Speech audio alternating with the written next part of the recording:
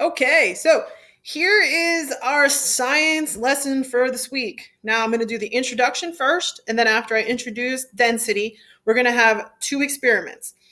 So we're going to have 3 videos this week and not 4 because it's a short week. Without Monday and adding robotics to your curriculum, I don't want to overwhelm you getting back. So 3 videos this week uh, for density, for science, and then we'll go ahead and get the 2 videos for robotics. And then next week, we'll have the typical 4 videos for science, and then we'll probably have 2 videos for robotics, and that'll be pretty much the system. But we'll see. We'll see what works, what doesn't work, and see how quickly you guys can get through it.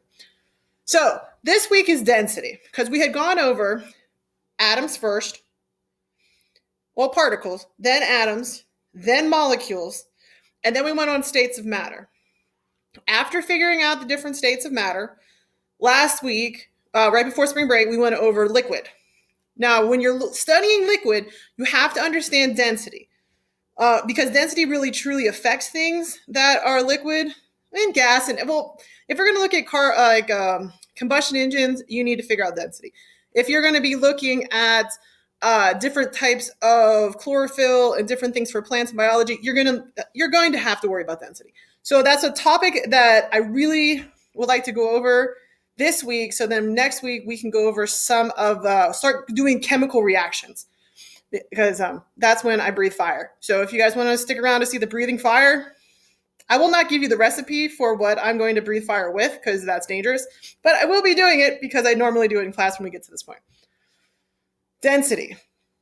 I took this from a website and it had all these ads all over it and it was driving me crazy. So I just copy and pasted it over to a Word document. So this is our topic this week. The topic is density.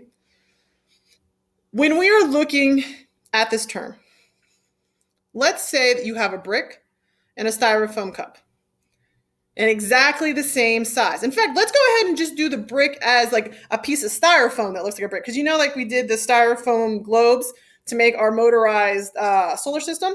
Well, that too. So we have all of that. You felt how light it was, but how big it actually was because the sun one was very large. Well, they're exactly the same size. Which one weighs more? Well, obviously the brick's going to weigh more than a piece of styrofoam. Chances are you will say the brick weighs more, but do you know why?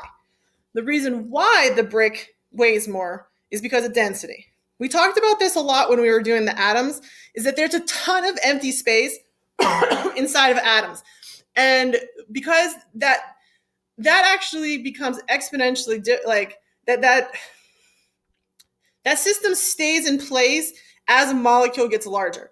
There still is lots of space inside of these atoms and molecules. Now that we're worried about actual pieces of matter, when you have a brick, it's very dense because there's a lot of molecules in a very small area. When you have less density, that means there's not as many atoms and molecules in the same amount of area. We'll have a video that I'm going to show you right after I'm done with this. It'll help you. It has the visual stuff that help us out. All right, an object's density is determined by 2 things: the mass of the molecules in the object and how tightly packed the atoms are together. A brick has a high density because it is made from molecules that have a lot of mass. Going back to your jelly bean and toothpick experience with molecules, you saw that the sugar molecule was huge. I'll try to put in my experiment videos, I will try to show you the glucose molecule again. The mass of those objects and how tightly they're packed together. So the tighter these molecules are packed together, the heavier that object is. All right. Styrofoam is low density. The molecules in a styrofoam don't have a lot of mass. They're loosely packed together with lots of holes and air in between them. Density and buoyancy are interconnected. The video will show you that. Which object is likely to float, the brick or the styrofoam? You're right if you guess styrofoam because everybody that's watching this knows that styrofoam is most likely going to float and the brick is most likely going to sink because we even have Bob the Brick in our classroom. Right. Think of the other materials that are low or high density. Wood, cork, sponges are all low density materials. So are most natural materials. such as pumpkins, peppers, pine cones. But things that we make, metals, glass, cement, stuff we make stuff like roads out of, stuff we make our glasses out of, those things are very densely packed together and doesn't have as much air and space in between the molecules. The vocabulary we're going to try to use this week is density. Density refers to the mass of the molecules and how tightly they're packed together. So anytime you think of density, think of how many are there and how close together they are. Low density is that materials that have less mass and atoms that are loosely packed. High density are materials containing molecules that have more mass and atoms that are tightly packed together. So let's have our essential question.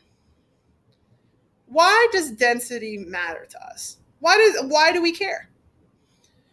Is that if you can understand density, then you can predict if something will float or if something will sink. And that matters if you want to float down a river, and that matters if you're building something or making something for a purpose. And we do a lot of engineering in class. So these are, like I said, topics that are going to be very helpful to you. Now, this equation is in the video. Well, it's talked about in the video, but I wanted you to see it. So density, I'm pointing at the screen. Density is this P-looking symbol right here. Density equals mass divided by volume. And that will give you the calculation, which we're not doing because we're sitting at home for coronavirus. I just want you to understand these ideas. Worry about the equations later. We can do those equations. And maybe if we sit home long enough, we'll get to that point. But we don't know. All right. Now we're going to watch this short video. I'm going to get on and I'm going to talk about it as we go through it. And then we'll be stopping. And like I said, I'm going to be doing two experiment videos, both fairly short this week, but they are interesting experience. You'll get a lot from it. And I always say things are short and they always run long because I can't shut up. All right. Watch. Learn. I like this lady's accent to it.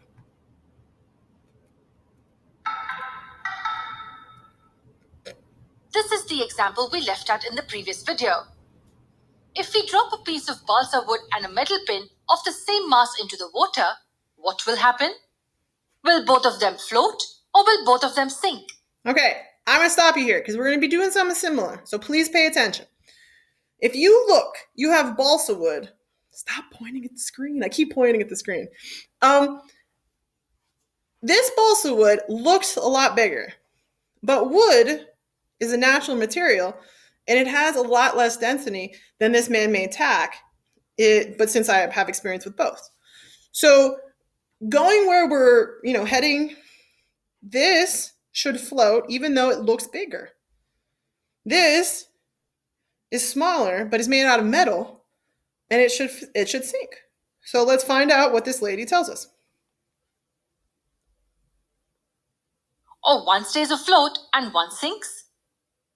Just by intuition, we can say that the wooden block will float and the metal pin will sink. But if they're of the same mass, why does that happen? Shouldn't both float because of the buoyant force? This happens because of the difference in their densities. But what's density? Look at these two parking lots of the same size. This is an excellent example. One has 3 cars and the other has... Okay, so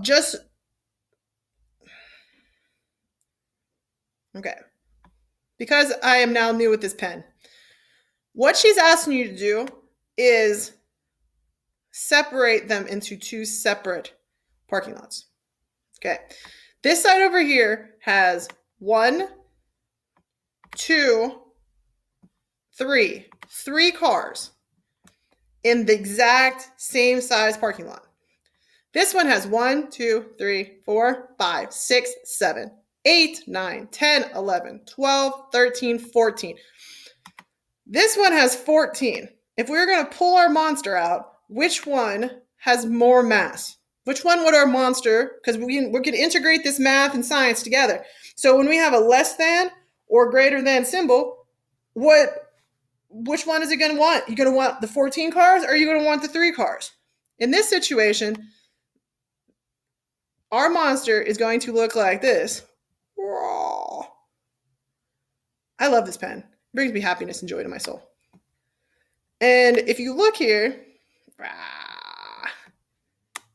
math and science have a lot to do with each other because look, once you understand this concept, greater than, this has a greater density. This one is less than, and it has a less density. And let's go ahead and erase some of this because that's what's going to happen is I'm just going to make a complete mess out of this later.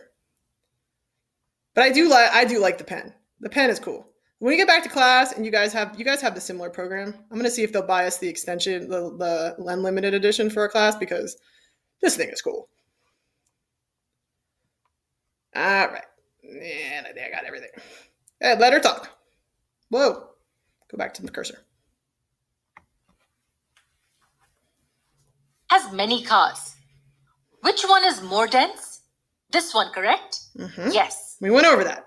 Now look at these two forests. Which one is more dense with trees? Clearly, it's this one. That one is more dense. So in the same given amount of space, area, if there are more things, we say that it's denser.